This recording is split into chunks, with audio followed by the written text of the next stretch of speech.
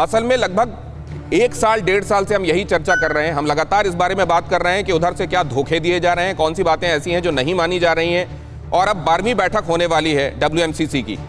Sir actually हम कितना progress कर पाए?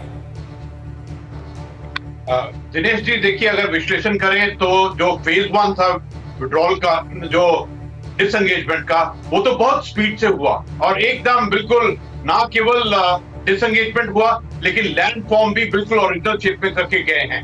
लेकिन उसके बाद में कोई भी उसमें फॉरवर्ड मूवमेंट नहीं हुआ है। देखिए, सबसे बड़ी बात यह है कि चाइना और PLA में ट्रस्ट नहीं है और दूसरा थ्रेट अभी भी बना हुआ है, यानी कि चुनौती अभी भी है और भारत को हर वक्त किसी भी चुनौती के लिए, किसी भी कॉन्फिडेंस के लिए एकदम तैयार रहना चाहिए। सबसे बड़ी बात जो समझ में ये आई है कि जो चाइना है उसके ऊपर विश्वास नहीं कर सकते हैं, उसने एग्रीमेंट्स को तोड़ा है। और दूसरी बात ये है, PLA की उनकी जो सोल्जर्स हैं, उनकी जो ऑर्गेनाइजेशन है, उसकी असलियत सामने में आई है। मैं इसी पॉइंट पर जाना चाहता हूं सर, मैं इसी पॉइंट पर जाना चाहता हूं कि हमको ये मालूम था कि वो भरोसे के काबिल नहीं है, वो कहा हुआ कितना निभाएगा ये भी हमें मालूम था। मैं संदीप थापर साहब, जो सवाल आपके पास छोड़कर गया था, क्या ब्लैक टॉप हेलमेट टॉप हमने सस्ते में जाने दिए? जी नहीं, मैं ये नहीं समझता। मैं ये समझता हूं कि जो कमांडर हैं वहां पर, जो GOC हैं, 3DIF के जो कोर कमांडर हैं, जो आर्मी कमांडर हैं, वो ग्राउंड पे पोजीशन को अच्छी तरह समझते हैं। वो ये भी समझते हैं कि किस टैक्टिकल पोजीशन को कहां तक होल्ड किया जा सकता है, कहां तक प्ले किया जा सकता है। और जो उन्होंने डिसीजन लिया है, मे बी आपको या हमें इससे वाकिफियत नहीं है या हमें समझ नहीं आ रहा, लेकिन मेरे विचार में जो कमांडर्स हैं उन्होंने बहुत सोच समझ के एक डिसीजन लिया है। कोई वजह है कि कोई वजह है, और हर एक बात जो स्ट्रैटेजी से ताल्लुक रखती है वो पब्लिक एट लार्ज को नहीं बताई जाती है। लेकिन फिर भी मैं जानना चाहता हूं अशोक सज्जनहार साहब, एक बात तो शायद शेयर की जा सकती है लोगों के साथ कि अब एक्चुअली जो मिलिट्री कमांडर्स के बीच में बातें हो रही हैं, उससे तय हो रहा है कि डिप्लोमेटिक चैनल्स अपनी बात में क्या रुख रखेंगे, या डिप्लोमेटिक चैनल से तय हो रहा है WMCC की बैठक में क्या होगा सर? नहीं, देखिए, WMCC की बैठक तो अभी हुई है, 2-3 दिन पहले हुई है। अभी तो कोर कमांडर्स की मीटिंग होने वाली है कुछ दिनों में। वो कह रहे हैं 12th राउंड जो है वो उसमें होने वाला है। तो देखिए, असली जो मेरे विचार से कोई अगर निष्कर्ष निकलेगा या नतीजा निकलेगा, वो तो फिर कोर कमांडर की मीटिंग में होगा। परंतु हमें जो करना है, जो आप पहले बात छोड़कर गए थे, चाहे वो क्वाड हो, चाहे G7+4, चाहे D11 डेमोक्रेटिक कंट्रीज, चाहे हमारा जो EU और इंडिया का अभी जो समझौता हुआ है, या फिर ये B3W आप कह रहे हैं, बिल्ड बैक बेटर वर्ल्ड, तो ये वाले सब जो चीजें हैं, या हमारा एक्सटर्नल बैलेंसिंग है, या इंडो पैसिफिक स्ट्रैटेजी है यूरोप से, देखिए इस सभी तरीके से चीन के ऊपर हमें दबाव बनाकर रखना है।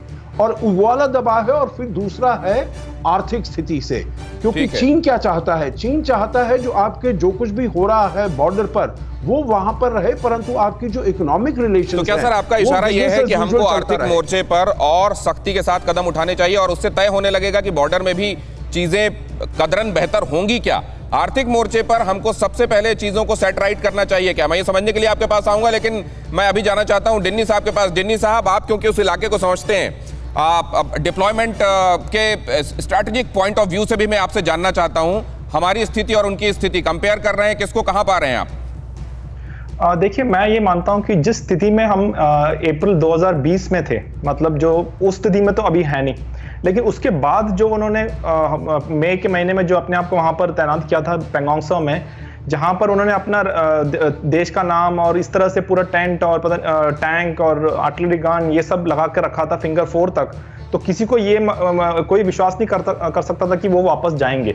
तो वहां से, जैसे पहले ही बताया कि पूरा यथास्थिति जैसा था वैसे के वैसे जाना एक बहुत बड़ी चीज है, उसमें कोई शक नहीं है। उसमें एक बहुत बड़ा एक विक्ट्री ही बोलूंगा मैं भारतीय सेना का और भारत का। अभी जहां तक बात PP-15, PP-17 अल्फा और गलवान की है, वहां से पूरी तरह से डिसएंगेज नहीं हुआ है, लेकिन जिस तरह से एस्केलेशन भी स्टेप बाय स्टेप होता है, तो मेरे समझ से डीएस्केलेशन भी स्टेप बाय स्टेप ही होगा। इसके साथ मैं एक चीज और ऐड करूंगा दिनेश जी, इसमें टाइमिंग का भी एक बहुत बड़ा फैक्टर होता है।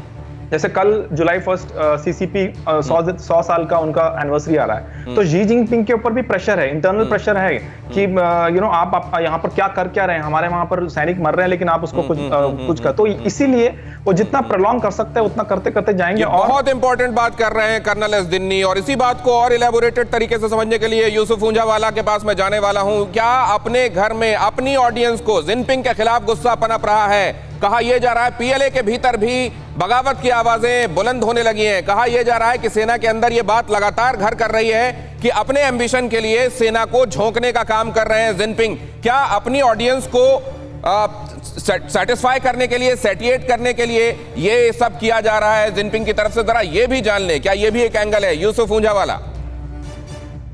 ये एंगल तो कभी भी रहता ही है कि जब एक देश एक्सटर्नल एग्रेशन करता है तो एक इसका डोमेस्टिक एक रहता ही है। और चीन की आर्थिक जो कार्यक्रम था उनका, जो डबल डिजिट ग्रोथ, वो भी एक ऐसा था कि वहाँ जो लोग हैं वो बगावत पे ना आ जाए, वो डेमोक्रेसी की डिमांड ना करे।